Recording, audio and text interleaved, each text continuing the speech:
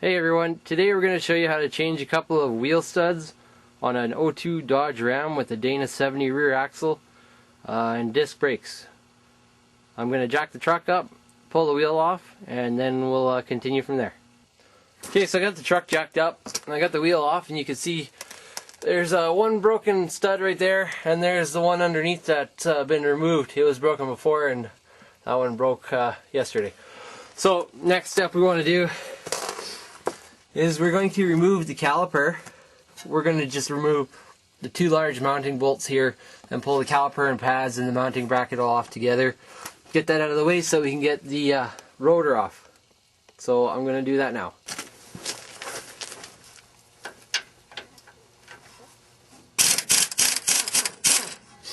Okay, so the camera died when I was taking the rear bolts off the caliper right here. They're off now, so this whole bracket is loose. All we're going to do is we're going to back the pistons of the caliper off. So I'm just prying between the backing plate and the caliper itself, not on the rotor and not on the pad surface at all. Just gently prying. You can see the caliper moving. All we're trying to do is get enough room in there so that we are able to pull the caliper and brake pads and the mounting bracket all off together without catching on a little bit of a ridge of the disc, because the rotor has a bit of wear on the disc itself. I think that should do it. Alright, so there we go. Now it's off. You got your hose here. So a lot of guys will use a bungee cord to try and keep this up. I like to use something more like a strap, just so that there's no give. And you can hold this up out of the way. It's not going to bounce around, and it's not going to tear your hose. So we'll just kind of get that. There we go. So you've got your hub in behind here, and this part of the flange here where the hub and the rotor come together usually gets seized on there pretty good. You might want to hit that with some penetrating oil and then just tap and slowly work the brake drum around the edge to try and bust it loose. Again, penetrating oil is your best friend here. So once it's loose, oh yeah.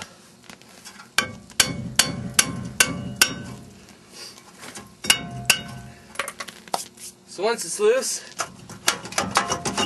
you can pull it off. Damn, that's cold. It's really cold right now. It's about minus 18 degrees Celsius. I don't know what that is in Fahrenheit. Now you can see this is your emergency brake shoes. Again, you got to make sure your emergency brake is off in order to do this job. Just got a rotor. Set that down. And you can see you got the broken stud here. They're just press fitted in the back side with some splines, similar to this. There's our new stud. So we're just going to insert that and pull it through in a minute. But first we're going to remove this other one. Here's a handy tip and a tool. It's a big solid chunk of brass, because if you start beating on that with just a hammer, you're going to mushroom the end, and there's a good chance it could pull through and damage part of the hole. Not so important here with the wide shoulder on the stud, but on similar applications with the bolt hole being the same size as the thread, you don't want to mushroom that and ruin a threaded hole or a very tight fitting hole. So I'm just going to remove this stud now.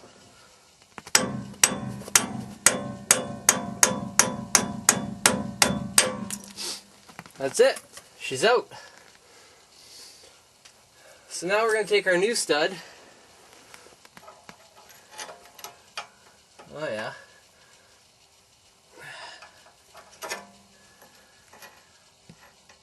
Take our new stud, slip it in the back. Now you can see that I'm having a hard time getting it in past the brake shoe. So what I'll do is I'll just pry that brake shoe out a little bit for the emergency brake. It's just spring loaded here. I'm not going to damage anything. Just to give us enough wiggle room to get that stud in there, I hope.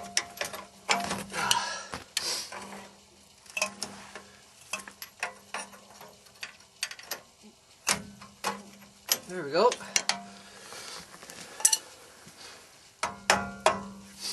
There, one's in there. Now down below is where the two shoes are separate anyway. that one fits in like so. So before we go to put these studs in, I'm just putting some anti-seize around the part that goes through the hub. Help lubricate it a little bit better so that she slides in a little easier. Nothing wrong with a little extra lube. You can't really get in there to hammer on it. So what I've done is I've got a couple of nuts and I've got an old lug nut from my stock wheels. And we're going to just use that as a spacer, and we're going to pull that lug nut through with the impact until the shoulder on the back side is seated tightly. So I'm going to get this started here, and then we'll hit her with the impact. Alright, we're going to attempt to pull the stud through with the impact on the lowest setting.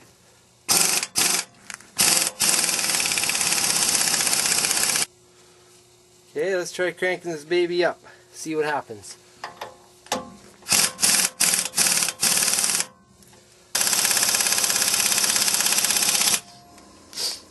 Well, it's really fighting me the whole way. So I'm going to just use my file, try to clean up this other hole a little bit before I try to put the next stud in.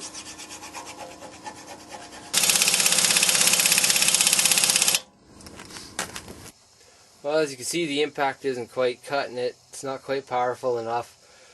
Threads seem okay, so I don't think I'm stretching them. I'm just going to use my ratchet with a bit of a snipe on there.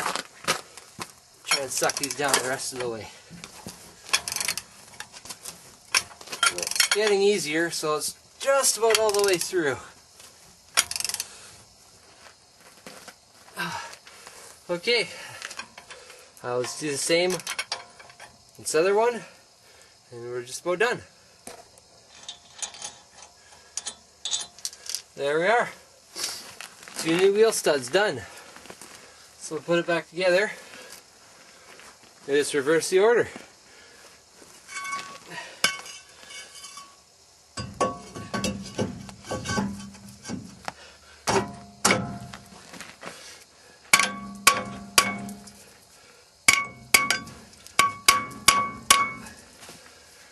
Rotor.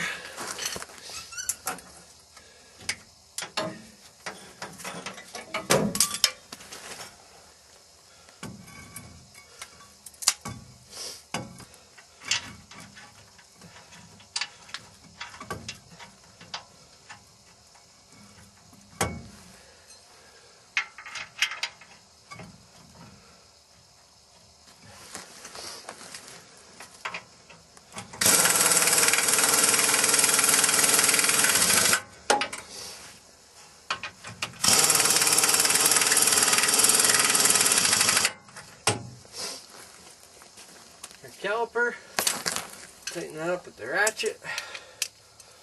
This is the compressor strip.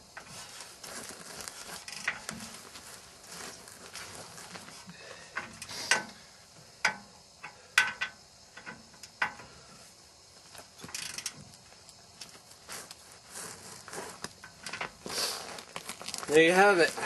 All we gotta do now is put the wheel back on, torque the wheel, and then retorque after a short while.